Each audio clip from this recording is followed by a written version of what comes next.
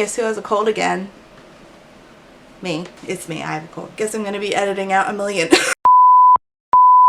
coughs. I'm gonna be editing out all of my coughing. Love that for me. Really excited about future Rachel having to do that later on.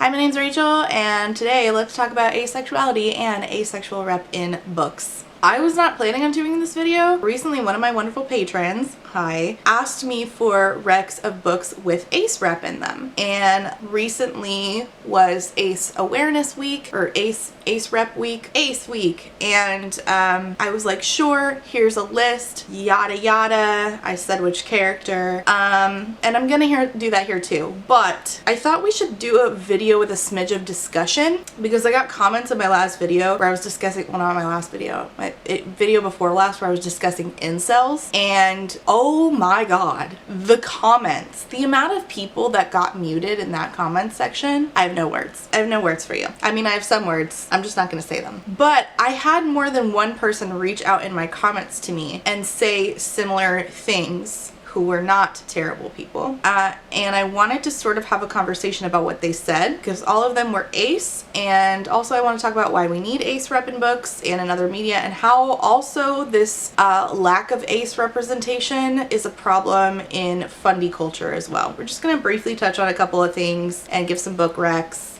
but then I'm gonna shout out some of my favorite. I don't do enough like recommendations videos, so I'm going to shout out some books, but I'm also going to shout out some other creators who do more recommendations than me, all of whom are ace. Okay, so that's what we're doing here today, but first, you know I have to do the thing. Thank you for being a friend to my patrons. First, to those paying my therapy bills: Eric, Jill, Lex, Molly, and Zachary. Thank you for being a friend. I appreciate y'all. Today's therapy comes in the form of Monster Rehab Watermelon. I'm still waiting for them to sponsor me. And to my potato starch Marxists: Aiden, Allison, Brittany, Caitlin, Carlin, Celia, Chris, CJ, Corey, Diet Goth, Ebby, Eden, Elise, Aaron, Gracie, Horror Goose, Jen, Jillian, Jules, Kate, Katie O, Kylie, Marcella, Morgan, Nicole, Paige, Peggy, Ray from Bookmark Chronicles, Reba, Sammy, Sarah, Shannon, and Sean. Thank you all for being a friend. I appreciate you. If you want to join Patreon, the link is down below. You can get early access, behind the scenes voting, and we talk about what I'm reading and chit chat sometimes. So if you want to do that, Patreon is down below. There are all kinds of tiers you can join in. If you would like to commission me to read a book, my Ko-fi is down below. Commission me to read your book or somebody else's. You can also tip me in the tip jar at Ko-fi. Okay. First, let's define asexual. Okay, it is in the rainbow alphabet, LGBTQIA to S+. The A stands for asexual and aromantic. It does not stand for ally. Asexual and aromantic are not the same thing. We're going to focus in on asexual today. I can do an aromantic book and discussion video, but it would be incredibly short because I have not read a lot of books with arrow characters in them. So if you would like to leave your favorites down below so that the fellow commenters can find some, go ahead and do that. I appreciate that. Asexual, or ace for short, refers to complete or partial lack of sexual attraction or lack of interest in sexual activity with others. It does not mean that they do not experience arousal. Some do. Asexuality exists on a spectrum, and asexual people may experience conditional sexual attraction, little sexual attraction, or no sexual attraction. It is a spectrum. It does not mean completely no sexual attraction, no arousal. Like it's not what that means. And to the person who left the absolute stupidest comment that I've ever seen in my life, oh my fucking god, what an absolute fucking idiot. No, referring to incels is not calling. What is this? Why would you? Google is your friend. What? No, asexual people are not involuntary celibates. Incel refers to an ideology. It is actually a hate group according to the Southern Poverty Law Center. It's a hate group. It's an ideological framework. It's not a sexuality, which asexual is. What the fuck is wrong with you? Anyway, they got muted for being stupid as fuck. People who experience sexual attraction are called allosexual. People who are not allosexual are asexual. And asexual is a spectrum, and it is a spectrum. It's like an umbrella term, right? So it encompasses a few different things. Sort of how like the bisexual umbrella encompasses pansexual, which I am, right? You can be gray asexual, also called gray ace, gray sexual. It refers to the gray area between allosexuality and asexuality. It is still part of the asexual spectrum, and people who identify as gray ace may rarely experience sexual attraction or only experience sexual attraction under certain circumstances. There's also demisexual, which is part of the ace spectrum, and this refers to people who can only experience sexual attraction after they have formed a emotional bond with someone. Aromantic, as I previously mentioned that term, that means somebody who experiences little to no romantic attraction to somebody. We're just going to discuss asexuality today. Okay, so recently in a video talking about Ready Player One, I talked about incels. I gave an explanation of incels. I talked about some research into incels and how the main character is a self-insert for the author who maintains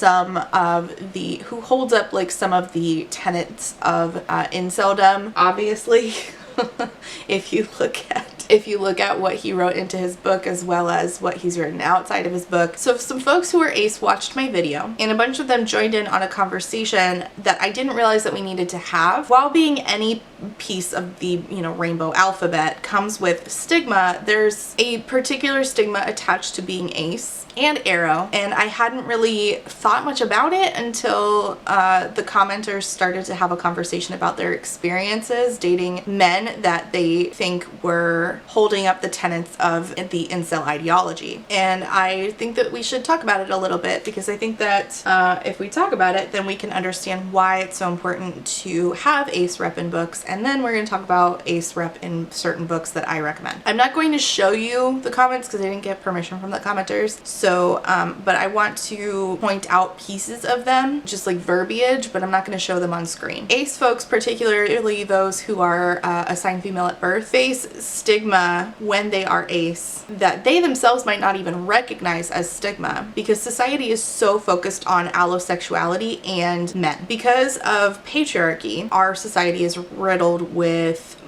rampant misogyny. We center men first and foremost, but we only center a very particular kind of masculinity in men that we uphold.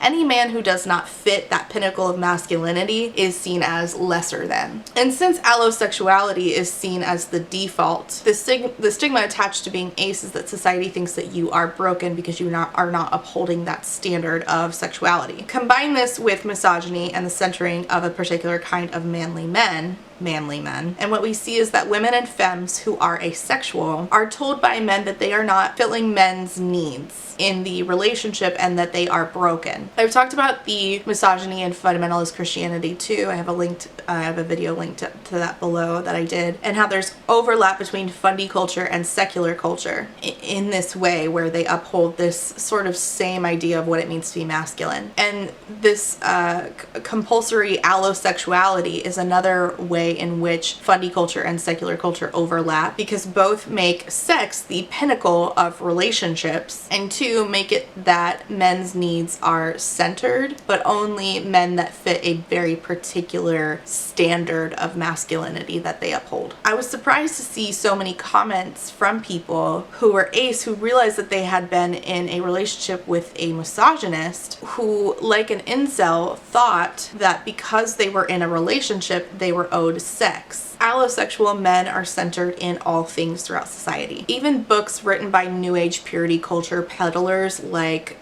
this book by Rachel Joy Welcher, who still has me blocked on Twitter, despite me never speaking to her in my life, they never actually address asexual folks. And Rachel paid lip service to ace folks very briefly in like one sentence, but then go no further because they don't know how. Yep, they exist, but I don't want to think too hard about it, because if I I did, my entire ideology would fall apart. That's the best you can hope for in Fundyland. Great. Which is absolutely perpetuating stigma that if you are not performing sexually, you are broken. If we had more conversations about asexuality, that would allow us to normalize and accept and educate, that would inevitably lead to destigmatization. Instead, here are some of the experiences people are having as ace folks living under a allosexual focused patriarchy. They were told that they were holding back their true sexual nature. Guys telling other men, oh, I'm having sex with her, when they were not, as if that's an appropriate thing to do, as if their body is a commodity that can exist even in conversation for men to use as their personal real estate, and repeatedly being told or made to feel that they were broken. Now, I want to make it clear that I'm not saying that only women and femmes are the people who are facing stigma for being ace. That is definitely not what I'm saying. Men and masculine folks, anybody assigned male at birth is expected to uphold certain ideals, right? So I think it's a little different. Stigma is a little bit different because the societal expectations differ depending on the sex you were assigned at birth, which I acknowledge is a ridiculous system, and I do not think sex and gender are the same, but society likes to perpetuate that myth. But still stigma. So I think that the stigma for men, it is presumed that masculinity is inherently tied to sexual prowess. It is seen as a need for men,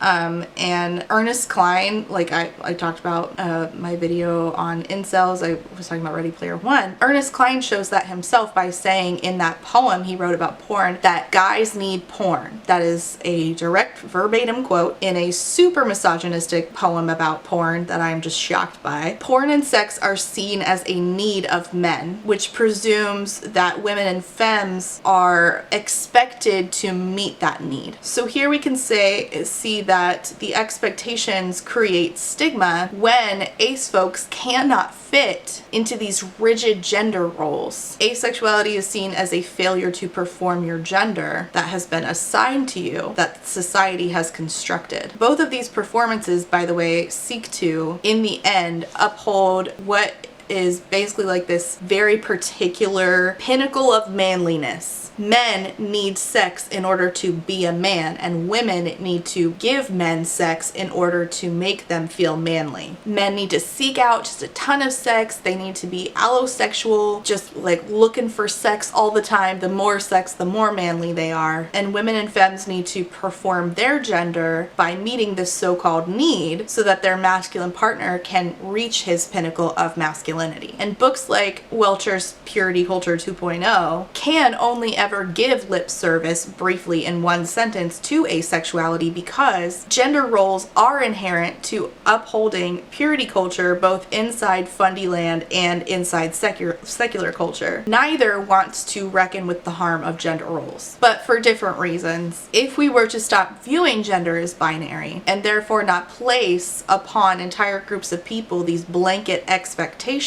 they would have to view things from an individual level, and it's much easier to simply organize people into neat little boxes based on the sex that they were born in and expect that to dictate the path of their life, including the way that they perform their gender and what their sexuality is. It also harms that we place sex on this pedestal along with masculinity, but we place sex on a pedestal as if it is the pinnacle, the final finish line of a relationship, which causes us to view asexual people as inherently never really experiencing the fullness of relationships. And if masculine men are made masculine by their sexual prowess, this means that ace men, by societal standards, are broken men. They are never reaching their pinnacle of masculinity. And it means that ace women and femmes, by never fulfilling this need of men, are broken because they're not fulfilling their end of the gender bargain, essentially. You can add another layer onto this in Fundyland, because in Fundyland we say that sex between married people is worship to God. So let's say that you have an ace person who is sex repulsed, actually. Not all are, some are. If an ace Fundy who is sex repulsed gets married, anytime when they choose not to engage in sex because they don't want to, they are not engaging in a form of worship to God. And this is a very harmful framework because there's an added level of brokenness then, especially for women who are fundy and who are ace living in fundy land, because you are your husband's helpmeet. And if you are not servicing him in the bedroom, not only have you failed your husband, essentially you're seen as a failure, but you did not partake in an act of worship to God, so you're a failed Christian. You didn't, according to societal standards in Fundyland, you failed your task of worshiping God and what God told you to do, which was be your husband's helpmeet. You failed in every possible way, according to the Bible. This is a shit system both in and out of Fundyland. I think the biggest way that we combat this is comprehensive science-based sex health education, starting in schools and abolishing Christian schools, because in this discussion it includes the education around asexuality. And if we were to educate, then compulsory allosexuality would not be a thing. But as always, a great way to explore topics is through fiction. Of course, there is the great nonfiction book Ace by Angela Chen. If you need like a comprehensive great book on asexuality to understand it, that's a great book. I got through 40% of it and I loved it, but then my library loan ran out and I never picked it back up because I'm the worst. Shame on me, but what I did read was incredibly helpful. So if you're looking for a nonfiction, obviously go for that one. But I am just here really today to recommend fiction to you. These that are a list are only the ones that I have read. There are obviously way more than I'm going to list, and you are welcome to leave your favorites down below. First, who could have guessed I'm going to recommend a book by A.M. Strickland? What a shock. First is the YA fantasy Beyond the Black Door by A.M. Strickland. This features a asexual main character and an asexual love interest kind of. I don't know how to describe his character to you without spoiling it. So another ace person. Love interest kind of. What matters is he's ace too. So in this book, everyone's soul is an actual place, and when people are asleep, soul walkers like our main character Kamai and her mother can enter your soul through a door. But no matter where our main character Kamai goes, she sees this black door and her mother is always like, do not open that. But then something really terrible happens, and wouldn't you guess it, Kamai opens the door. I'm not going to tell you what's on the other side because that would be spoilers. This book, it's a lot of like court intrigue and politics, but what it does a lot is a lot of on-page exploration of Kamai understanding her asexuality and like actual in-depth conversations about that with another ace character. So this is really like the best rec I can give you if you're looking to understand asexuality but in a fantasy setting. I just think it's really great ace rep. Next one is Alatsue by Darcy Little Badger. Man, this is actually a really heavy book. It doesn't look like it would be a heavy book, but it's a brick. Like I could hurl this at somebody and I could knock their ass out. Also, she's gorgeous. She has ghost dogs. We love Alatsue. Look how pretty she is. I love her so much. This is actually the perfect read for this month specifically because Kim over at Native Lady Book Warrior is running Skoden Readathon, which is a readathon for Native American Heritage Month, and Darcy Little Badger is a indigenous author. Alatsue features the titular main character Alatsue, who is a teenager and she is ace herself, and she's trying to solve the murder of her cousin. It's set in a world like ours, but there's like magic and vampires and like fairy circles and stuff like that. So I guess urban fantasy kind of. While the main character is ace and it is said on page that she is ace, everybody in her family knows and accepts it. They all, you know, it's just a thing that she is. There is no romantic subplot in this. It features very strong family and friend relationships. Also a dog. He's a very good boy. And I appreciate that because I don't think that we can have a conversation about ace rep without having that conversation about how sex is not the pinnacle of relationships. Your most important relationship in your life is not necessarily going to be the person that you choose to have sex with. And I think that this is a good book to have that discussion around. I get to talk about another favorite. This is so exciting. Okay, Ray Bear by Jordan Di Fuego is one of my favorite books of all time. It's another fantasy book. Our main character is Terasai, and she is bound by a wish made by her mother, who is a woman called the Lady, and she is distant and absent and just causes a lot of mommy issues for Terasai and for me. And the wish that her mother made that Terasai is bound by is that Terasai has to kill the crown prince, but it's a lot more complicated than that. Terasai is our main character, but this book features like very important key players and side characters that are like very important to the reader. And one of those key players is asexual. It is said on page. It's a person who's very, very important to Terasai, and they have a conversation about it. I just highly recommend this book in like a general sense. I think everybody who loves fantasy should read this book. Whether you like adult fantasy, YA, this is that book. You should read it. It's so fucking good. She's gonna stay right there. Okay? Okay. What's next? Oh, another favorite. Hell yeah. Where are you? I cannot talk about asexual rep without talking about Little Thief. We're getting the whole umbrella, kind of. Oh, I get to show off my physical copy. I'm so happy. Okay. Little Thieves by Margaret Owen is, again, one of my favorites. Again, a fantasy book. Again, about mommy. A book about mommy issues. Our main character is Vanya, and she is the goddaughter of the gods of death and fortune. And she's trying to get away from them so that she doesn't have to become one of their, like, proteges, essentially. In order to do this, she steals a princess's identity, and she also becomes a thief called the Penny Thief. An investigator is sent to look into her crimes, and their dynamic is so good. And both of them are demisexual, so they can only form like sexual attractions to people after they have formed like an emotional bond with that person. I highly, highly, highly recommend this book, and it's getting a sequel. Also, she's gorgeous, and Margaret does the illustrations herself, and they are stunning. Just stunning.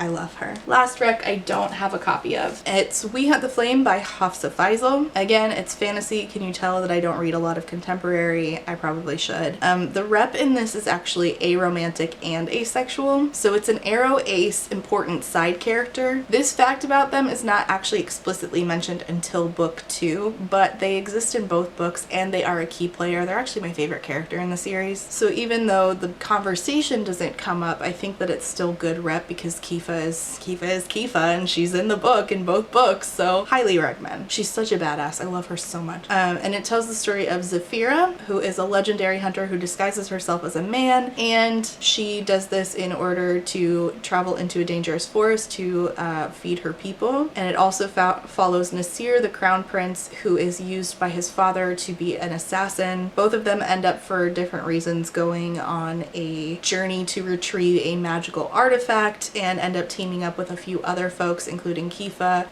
Nasir and Zafira are there for different purposes. It's very good. It's very character driven. And one of the people that they meet up with is Kifa, our aro ace badass, who I love so much. Before I go, I want to shout out some ace creators who do more queer rec videos than I do. First is obviously Kathy. If you don't know Kathy's channel, I'm actually kind of surprised. She is a gem. She does queer recs and also media wrap-ups. She is a demi creator, and I will actually link directly to one video that she did where she did a collab with other ace creators, and each of them recommend a book with an ace character. Highly recommend, so I'll link that down below. Kelsey Reads is another ace creator and a friend of mine who not only does queer recs but also did a great and informative video on what it means to be ace. I'll link that below. Margaret from The Word Nerd is another demi creator and fellow Little Thieves lover, and she has a great channel. I'll link her down below. And then last but definitely not least, I found Julian Greystoke because she found my video where I reviewed The Night and Its Moon for the second time when I read the traditionally published version. She's currently reading and going through chapter by chapter and doing videos on the indie published version, and it's so funny. And she brought up how she's ace, and she was like reading it and she's like, are the allosexual people okay? Peak humor. Love it. I just really appreciate her videos because her humor and mine are very similar. So also she has ferrets. I love ferrets. I used to work at a vet, so yeah. Okay. Anyway, now I'm getting off track. Okay. So anyway, those are some ace creators that I recommend. They are all linked down below. I'll just like link directly to videos that I think y'all would like, and make sure you leave your favorite ace recs down below, and questions and comments, like, subscribe, and I'll see you next time. Bye.